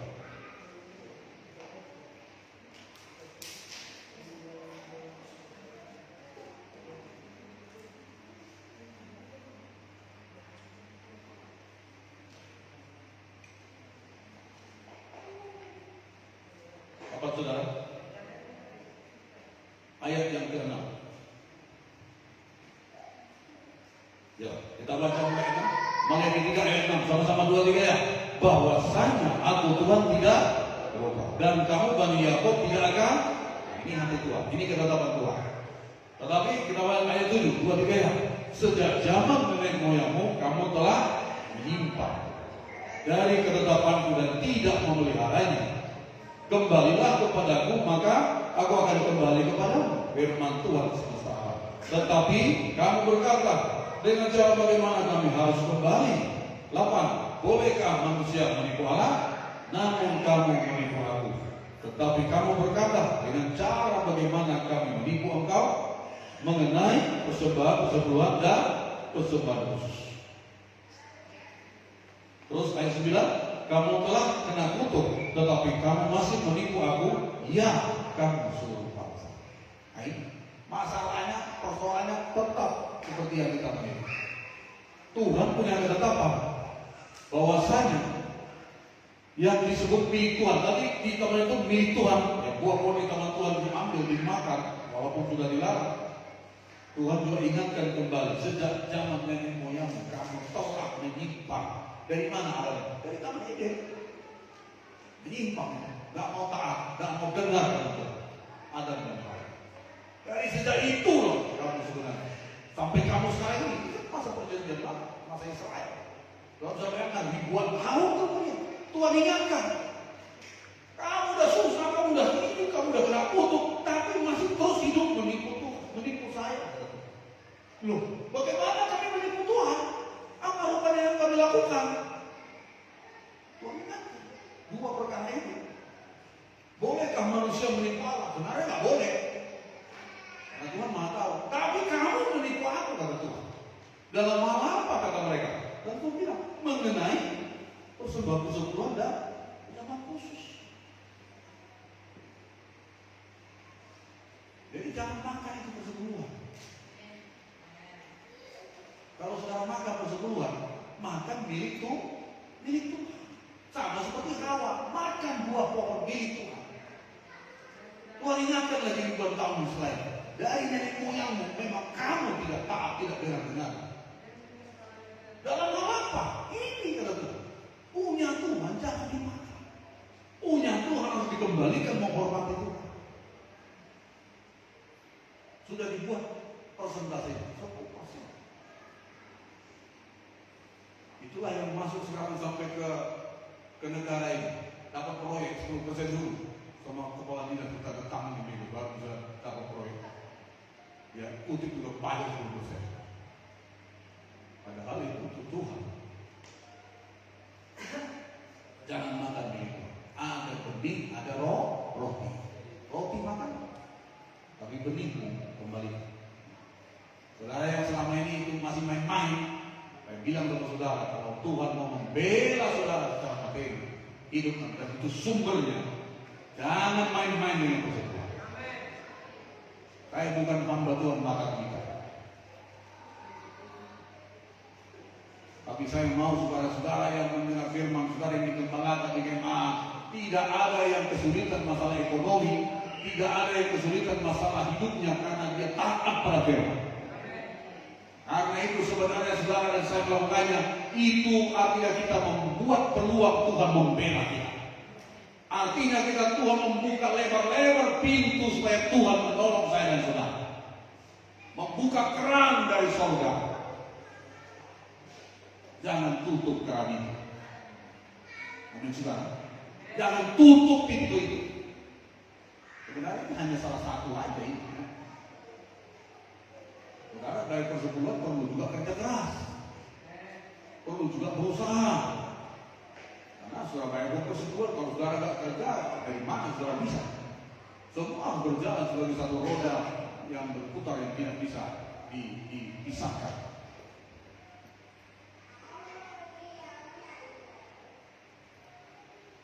Dan Tuhan tidak masalah jumlah, tapi seberapa yang Tuhan percayakan pada kita. Nah saya pun melakukannya sampai sekarang. Jadi kenapa saya katakan ini? Karena saudara adalah yang Tuhan kirim di sidang ini. Marilah semua kita melakukan dengan sukacita. Sebenarnya standar perjanjian lama. Kalau standar perjanjian baru itu, kan ada di tegur Tuhan kan, seorang Pak ini, aku puasa 2 hari seminggu. Aku membayar persekutuan dari Selasa dan cinta. Aku tidak pernah ini dan segala macam. Aku tidak berdosa seperti orang itu katanya. Tuhan bilang harus kau bayar itu, tapi jangan hilangkan yang pertama yaitu belas kasihan. Amin saudara. Memang kita harus melakukan itu karena itu perintah dan itu dasar. fondasi. Tapi di atas daripada semua itu masih ada yang lebih penting, yaitu kasih. Motivasinya harus kasih. Karena kau mengasihi Tuhan, maka kau melakukannya dengan saya.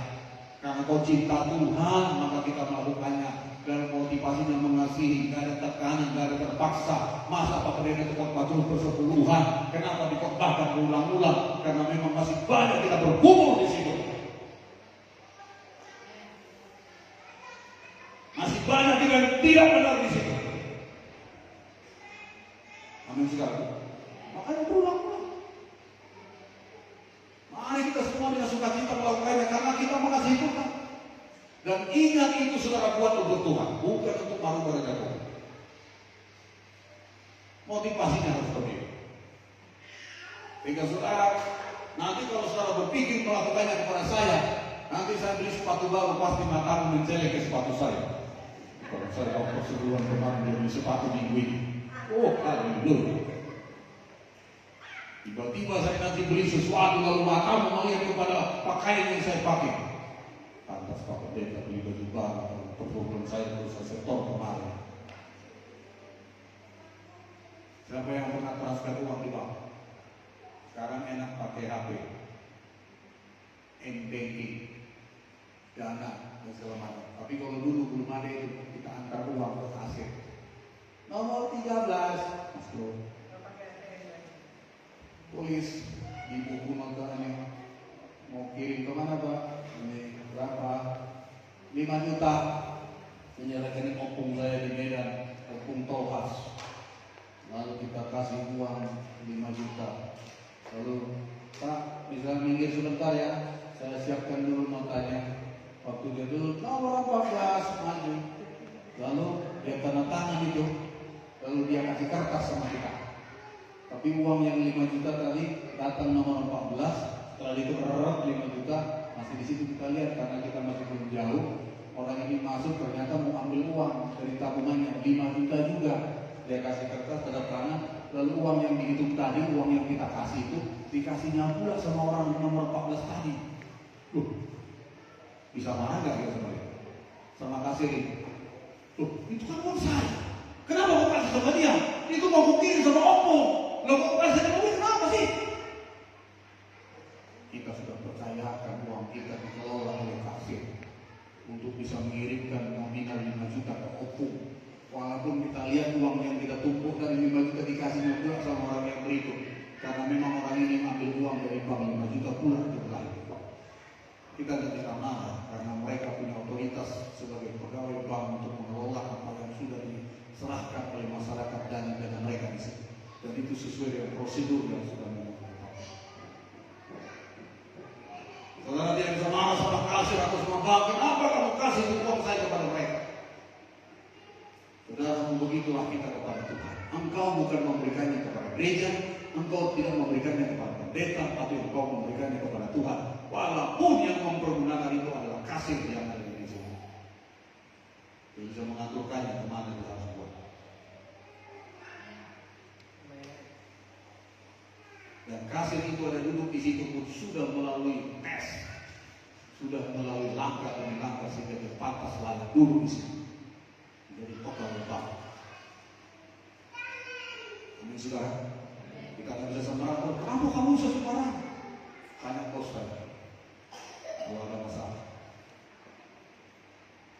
Saudaraku, prinsip-prinsip seperti ini perlu juga dimengerti. Karena tidak sedikit juga kadang-kadang anak tua negatif thinking pikiran. Ngapain aku bayar terus belum di sini? Aja pendeta itu betul. Ini orang nggak jelas.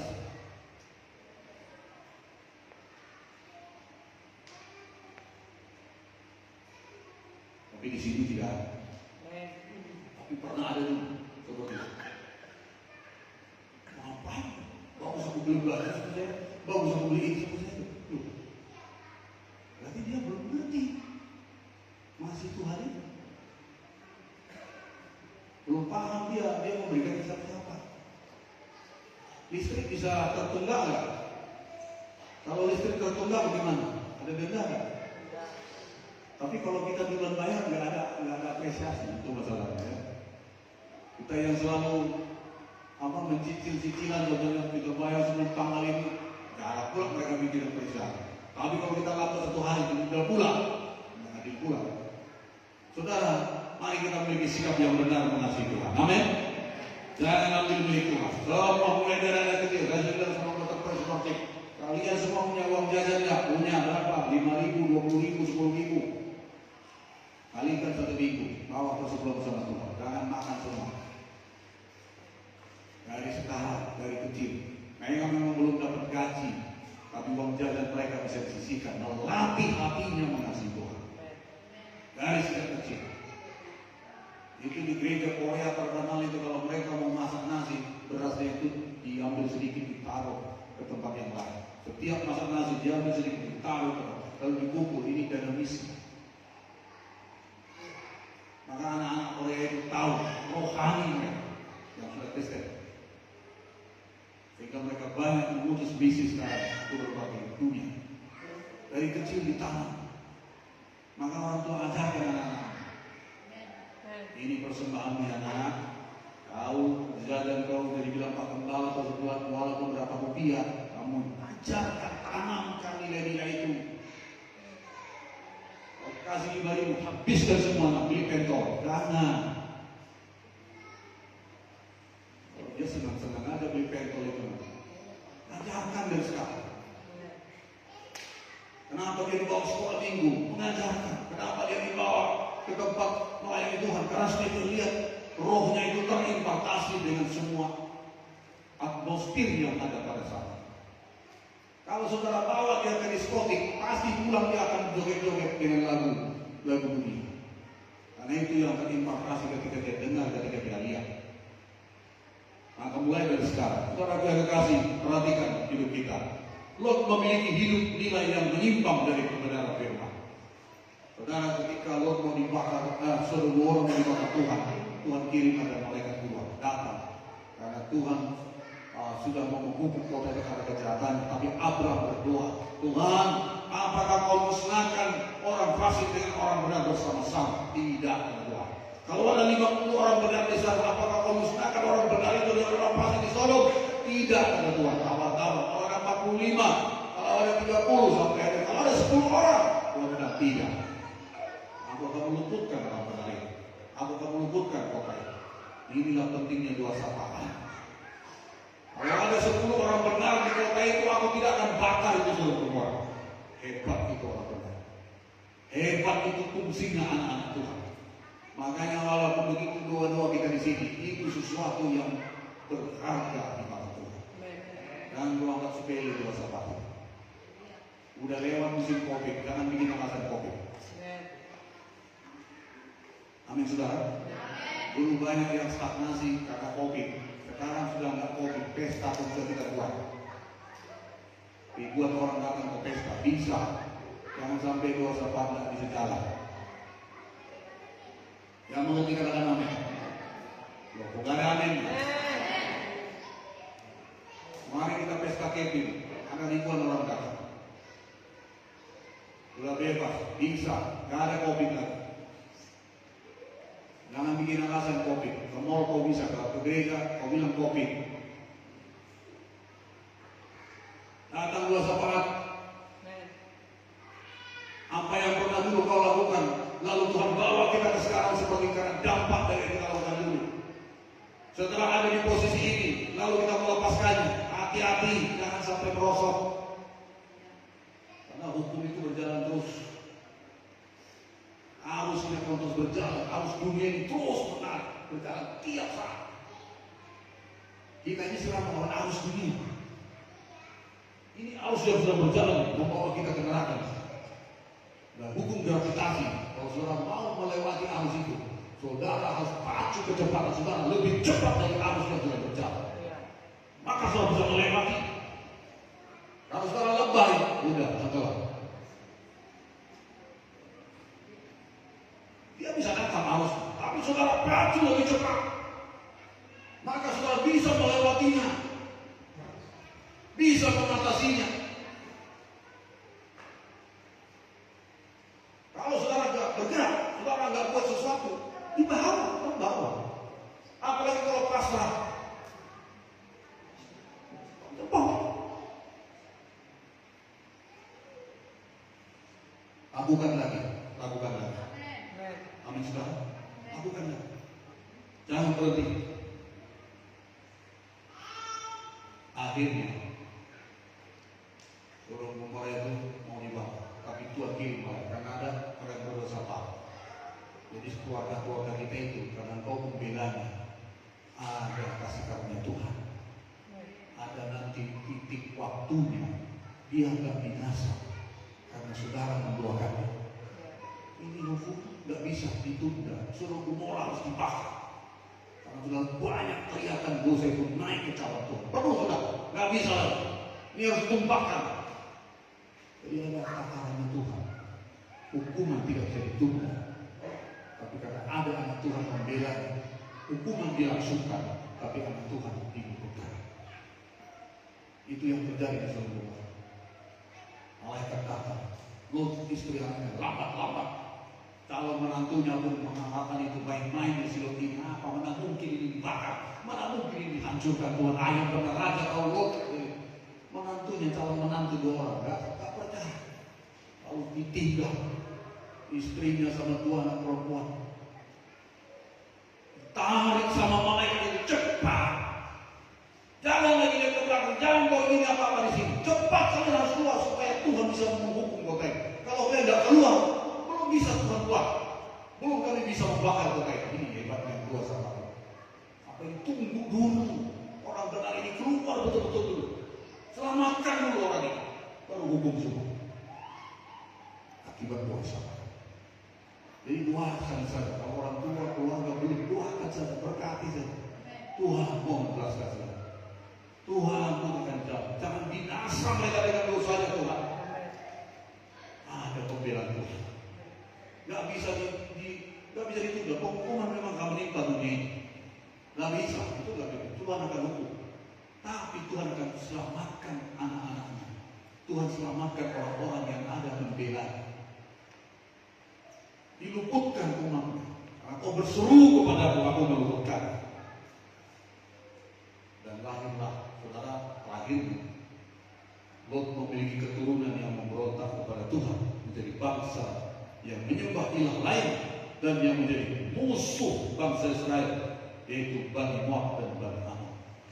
Saudara lihat anak-anak mereka siapa? Kejadian 19 ini ayat terakhir. Kejadian 19. Oke, kita baca ya. Kejadian 19 ayat 30.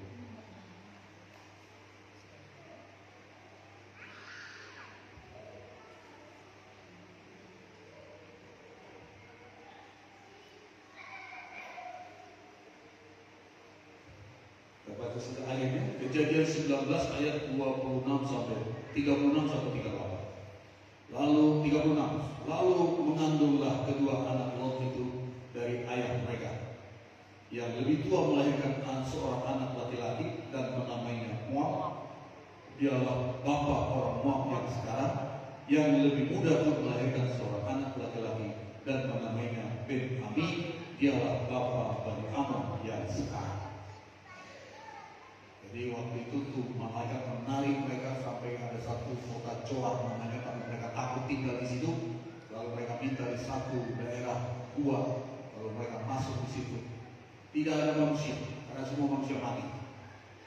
Lalu anaknya perempuan itu berpikir, kita tidak bisa berkembang, bagaimana kita nanti bisa jadi berkembang biak? Kita takut di sini. Lalu saudaraku, terjadilah perbuatan mesum yang sangat dibenci oleh Tuhan. Itu anaknya dua perempuan memberikan bapaknya mabuk anggur sampai dia tidak tahu dia melakukan hubungan seksual kepada kedua anaknya. Dalam jalan mabuk berat. Ini yang terjadi ketika dia tidak mendahulukan nilai Tuhan. Hamil mengandung dari bapaknya sendiri. Itu sangat membukakan hati Tuhan. Saudara. Generasinya siapa? Bani Ammon, Bani Moab, yang notabene menjadi penduduk Kanaan, yang menjadi musuh orang Israel ketika keluar dari Mesir menuju tanah. Karena semua mereka ini menyembah Tuhan, tidak lagi kenal. Padahal bapaknya dulu, opungnya dulu, itu adalah ponakan Abraham yang juga menyembah Allah seperti Tuhan. keturunannya hancur, generasinya terhilang, yang awalnya dulu menyembah Tuhan. Nilai-nilai rohani semua hilang. Tidak ada. Saudara, dimulai dari kita sekarang ini. Anak cucu orang benar-benar perkasa di bumi. Berbahagialah orang yang takut akan Tuhan, yang kesukaannya taurat Tuhan. Anak cucu mereka perkasa di bumi. Harta kekayaan ada dalam rumah mereka. Mulai dari kita. Bawa anak-anak kita ke gereja. Bawa anak-anak kita kenal Tuhan. Bawa mereka misi sehat. Bawa mereka menyembah Tuhan. Harus menjadi generasi yang mengenal Tuhan. Dimulai dari situ. Kalau bapaknya cuma cari uang aja kerjanya, kalau kau cuma memikirkan dunia saja, kau tidak mau tahu dengan Tuhan, tidak mau tahu dengan beribadah menghormati Tuhan, tidak usah heran nanti mereka ini tidak ada pegangan dalam hidup. Tidak ada pegangan mereka untuk menjalani dalam hidup dalam dunia ini. Maka akan terpengaruh dengan dosa-dosa dunia ini. Mari kita ambil satu kesimpulan dari kehidupan Lot. Tuhan tidak mau sebenarnya dia mengalami hal seperti ini. Saudaraku, itu sebabnya dekatkan hati. Tahun 2023 ini, jangan kendor dari Tuhan. Jangan kurang waktumu untuk melayani dan mengasihi Tuhan. Mari kita bangkit berdiri, kita bersyukur kepada Tuhan. Haleluya. Haleluya. Mari kita bangkit berdiri, kita bersyukur saudara.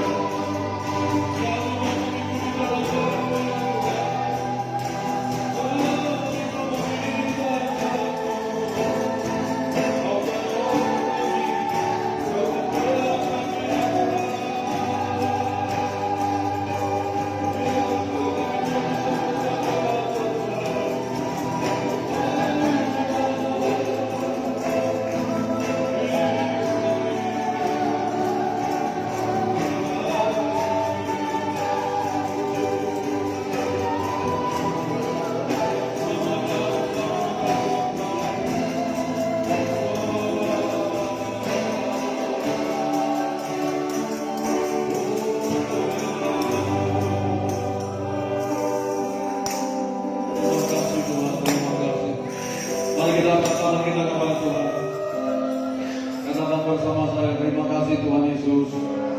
Firman-Mu Engkau sendiri, kebenaran yang memerdekakan saya.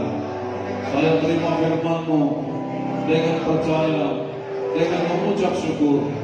Berikan saya kekuatan, berikan saya kemampuan, komitmen melakukan firman Tuhan. Firman-Mu tidak pernah salah. Engkau yang selalu benar ya Tuhan. Dan kami harus menyesuaikan hidup kami, menyelaraskan hidup kami sesuai dengan kebenaran Tuhan. Ampunilah kami hal-hal yang lalai yang kami sengaja selama ini Tuhan. Ampuni kami, basuh dengan darah-Mu. Kami mau memuliakan Tuhan, menghormati Tuhan, bahkan milik Tuhan. Kami memuliakan Tuhan.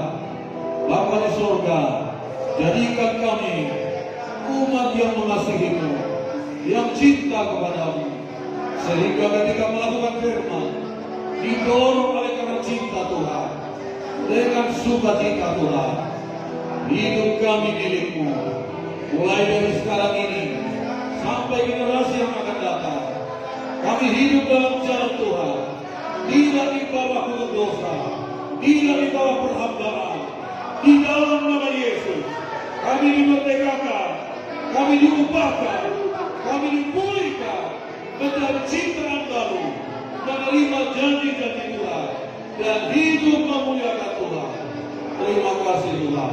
Dalam nama Yesus aku sudah bersyukur. Haleluya. Bapa, terima kasih, kami bersyukur kepada firman Tuhan, firman kebenaran yang terus bekerja dalam hidup kami. Tiap-tiap hari kami terus dikerjakan oleh firman-Mu Tuhan. Buatlah kami terus sukakan firman-Mu, dan kami suka melakukan firman-Mu, karena kami mengasihi Tuhan dengan segenap hati kami. Terima kasih, dalam nama Yesus kami bersyukur. Semua pekerjaan setan, semua tipu dari setan, semua kuasa kegelapan, keburukan rohani, semua yang menghambat kami merespon kepada firman Allah, kami mohon dikatakan di dalam nama Yesus. Sudah dari hidup kami dari sedang Tuhan, semua yang mencuri, membunuh, membinasakan hidup kami, patahkan dalam nama Yesus. Oh, kami tahu tidak ada lagi penghukuman bagi kami yang ada di dalam Kristus Yesus. Bagi kami yang ada di dalam Kristus Yesus. Oh, haleluya Tuhan. Hidup kami menjadi satu hidup yang baru di dalam Tuhan. Dan ke depan adalah satu hidup yang lebih baik di dalam Tuhan. Karena kami dari sekarang ini, dari sedini mungkin, telah membuat satu pilihan, menetapkan hati kami berkomitmen, mengikuti jalan-jalan Tuhan, mematuhi jalan-jalan Tuhan, dengan segenap hati kami, seumur hidup kami. Dan generasi kami adalah generasi